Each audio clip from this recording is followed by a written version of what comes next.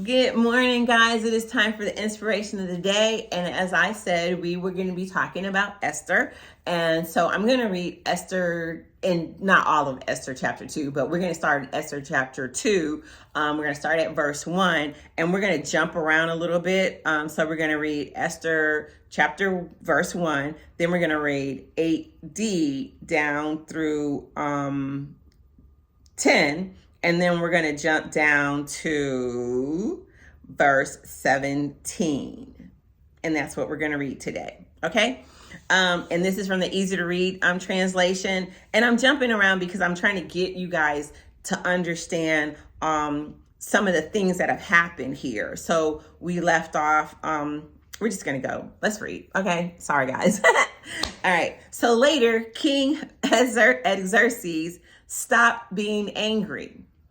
Actually, let's just be honest, because remember in chapter 1, they talked about all the wine that was being poured.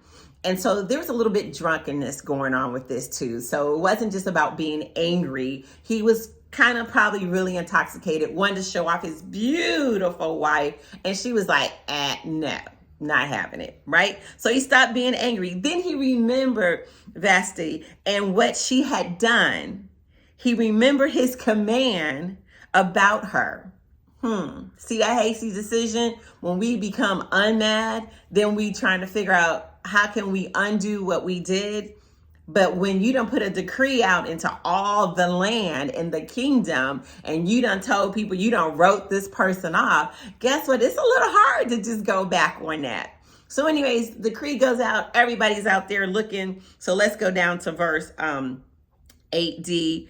And it said, so now you got all these people responding, and there is this eunuch, and his name is Haggai, and he was in charge of the king's women, and that's verse 8d. He liked Esther.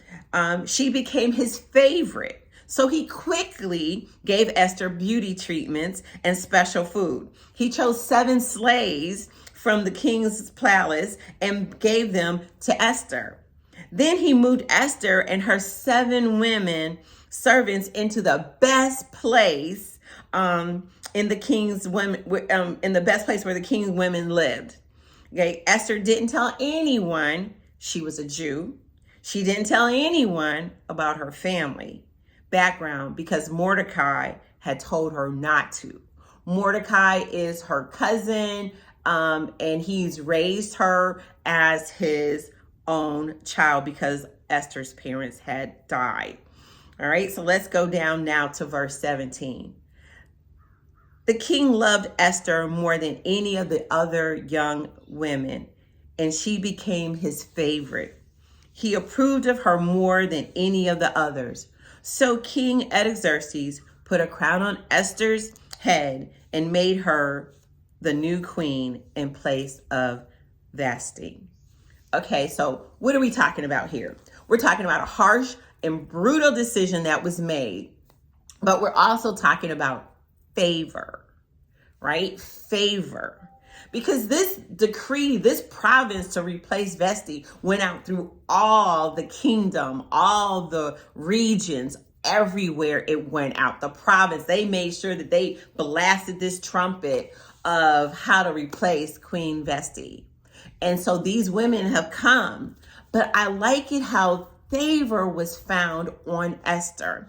Do you know that, again, I told you guys that Esther is a book in which God's name is not mentioned. He's not really referred to, but you can see him behind the scenes throughout this book. This is the beginning of the favor that Esther is given. And then the writer lets us know she didn't tell anybody she was a Jew. She didn't tell anybody about her background. Why? Because it will play a very important part in the reading of this chapter, of this book, not just chapter, of this book. It plays a very important part. So it's about favor. It's about obedience. It's about listening. It's about being the best that you can be. So here's a young woman placed in a situation among thousands of women, and she finds favor with the eunuch, Haggai, and he puts her in top row. He expedites her beauty treatment. And when I say this is a beauty treatment, I'm not talking about massage and a face. I'm talking about a year-long beauty treatment. Just purification of her eating the best foods. Everything has changed.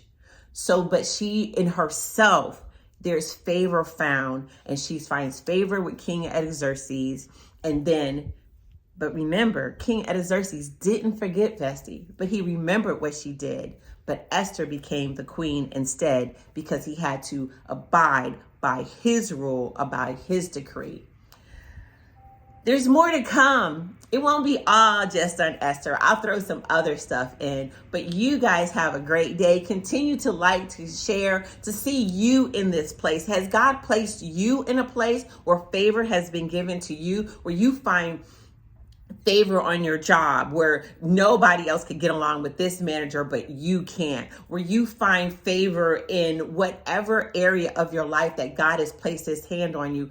Let's keep in mind that when God places favor on you, there is a reason for it. He has something special for you to do. There's someone special that you're to reach out to, but you have to be one, obedient, and listen and follow. We don't do this on our own. There's a wise counsel. For Esther, there's Mordecai.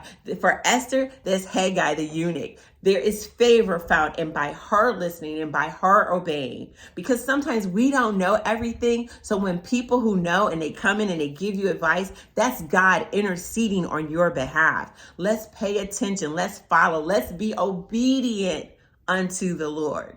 You guys have a blessed day. Continue to like and share on Instagram, Facebook, and YouTube. Bye, guys. I will see you later in the week. And please read it. You're going to enjoy this book. Bye, guys.